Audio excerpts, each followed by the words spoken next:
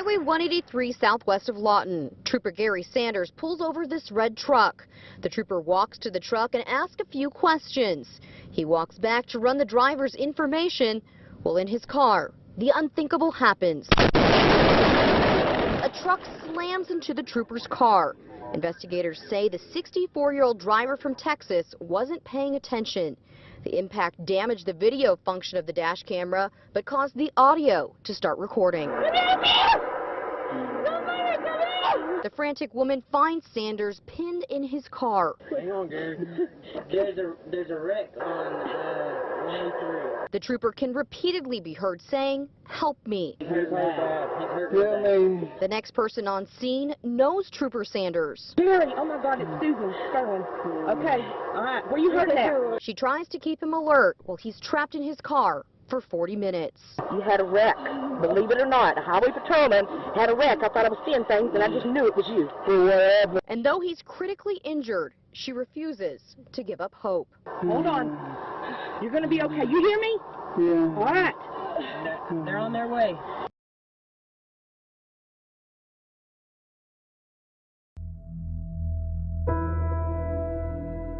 Well, life before the accident, I was in the gym 3 to 4 days a week, very physical. I mean, I love to jog and I love to lift weights and stay fit because you had to in my line of work. And then the day that accident happened, you know, I laid on my back for 68 days. I couldn't walk. I had internal and external fixators, which basically paralyzed me. I had an open book pelvic fracture, and the internal fixator goes from my left hip through my spine and into my right hip. And as I laid in bed, and I just withered away. I went from 217 pounds to 163 pounds. And when the external fixator was taken out, I had to lay in bed for another week, and then I could weight bear, and if I could stand with no pain, then I could go from the long-term care facility in Oklahoma City to a rehab facility. When you get into law enforcement, you have to have the mindset that you fight till it's over with. And as I stated before, quitting is not in my vocabulary. The word quit does not exist. And so the day I got injured, you know, I just continued to live with the way I've trained myself mentally to continue forth and not give up. Life will punch you in the mouth one of these days, and if you're not a fighter, you're not going to make it.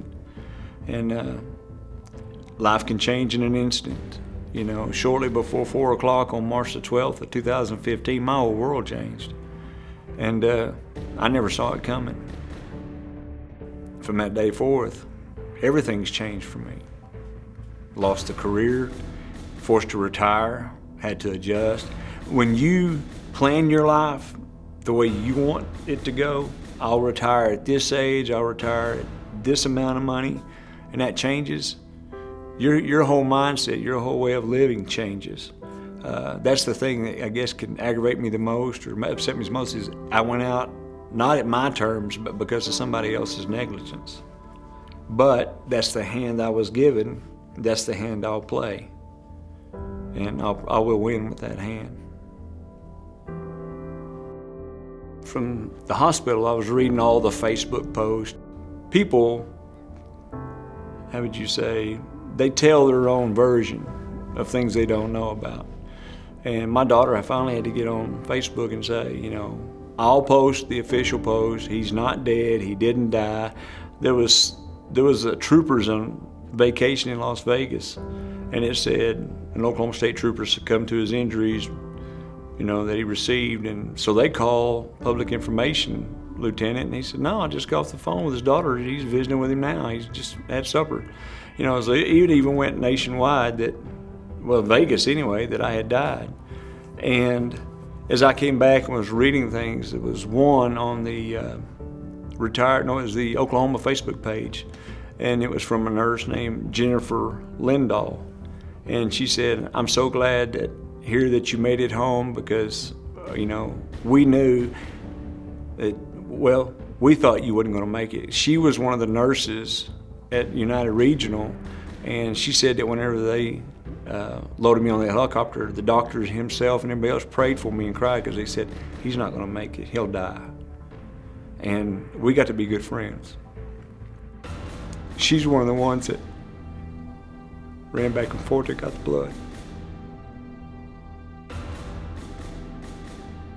She was just working that night in the trauma unit to make sure nurses and doctors, whoever went into the surgical room, had their headgear on, face masks, you know, what was required to be in a surgical room.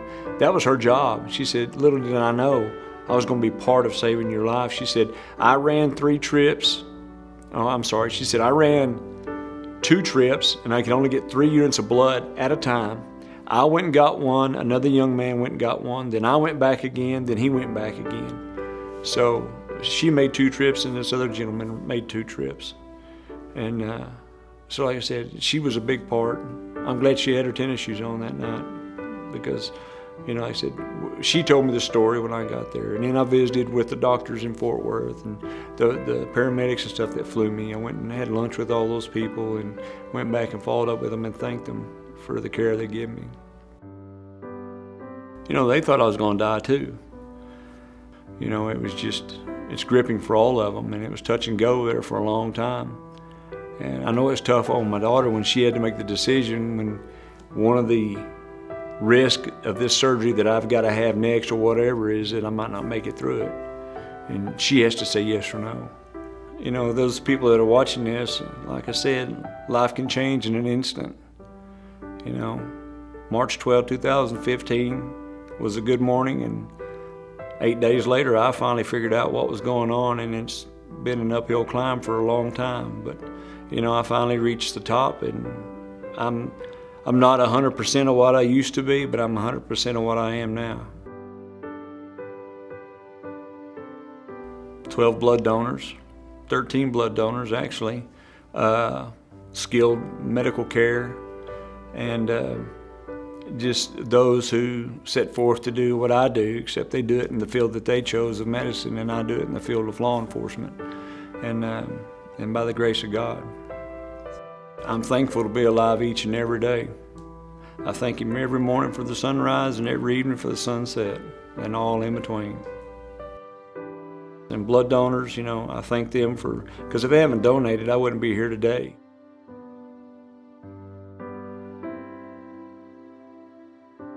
Life is good right now, and, you know, so I think I'm just going to stay here and see what God has in store for me.